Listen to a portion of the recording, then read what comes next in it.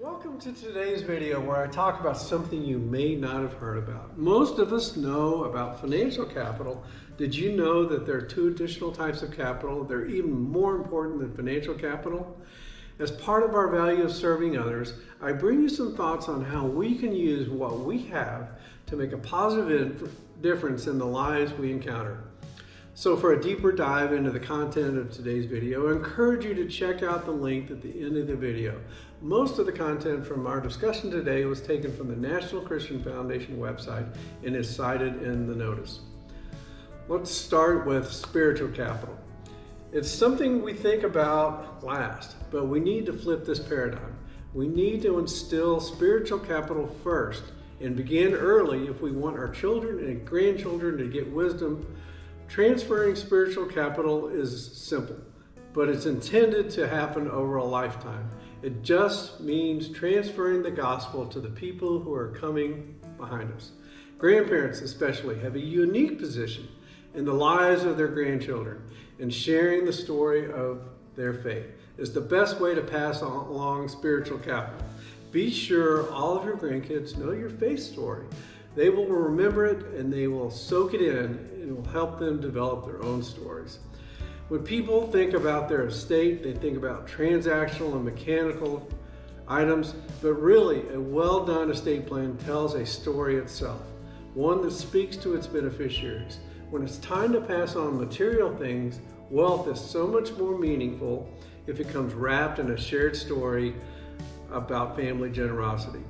Character capital. Number 2, recently we heard of a family meeting where the patriarch explained to his children, grandchildren, and even his wife why he had the work ethic he did.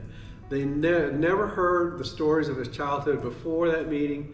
Their time together became very emotional, and all of a sudden the transactional part of the estate plan could be seen in a very personal light. It was very meaningful and drew that family closer. Work ethic is part of character capital, one that man wanted to ensure was passed on to his offspring. Honestly, I don't know a family that doesn't need to pass on this character trait. Character capital will transfer whether we think about it or not. I really encourage matriarchs and patriarchs to think about the character of their family. What makes your family who they are? What are the key values that are important that you have? Finally, financial capital. So now we have the types of capital in the right order. If we were to pass on financial capital without passing on spiritual and character capital, we could have problems I know most of you would like to avoid. Still, financial capital is very important, and there are things we want to consider carefully.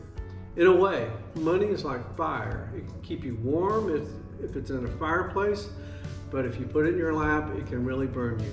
We really have to put a lot of thought into how, when, and how much we're going to pass on to our heirs. If we model diligent work and a life of simplicity, we will likely have the opportunity to model generosity. And if we begin giving early and share that with our kids as they grow up, they will share in the giving story of their family. They have a part in the family history of generosity. And giving together leads to more natural conversations about money. Having these types of conversations before it's time to discuss your estate will save you from uncomfortable financial conversations later, potentially with heirs who don't understand your values. So thank you so much for listening to one of my favorite subjects, the 3 types of capital. Please reach out to us if you were inspired by this video and want to continue this conversation.